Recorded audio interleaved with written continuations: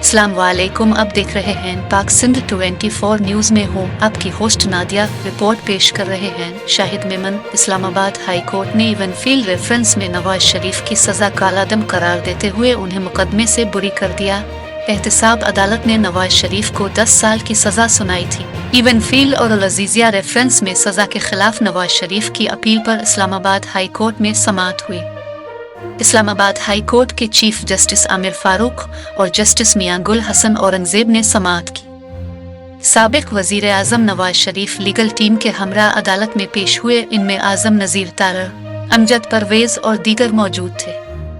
नैब prosecution team भी कमरा अदालत में मौजूद रही।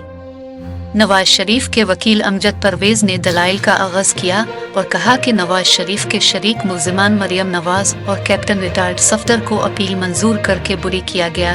शरीक मुल्जिमान पर एयानत जुर्म का इल्जाम था।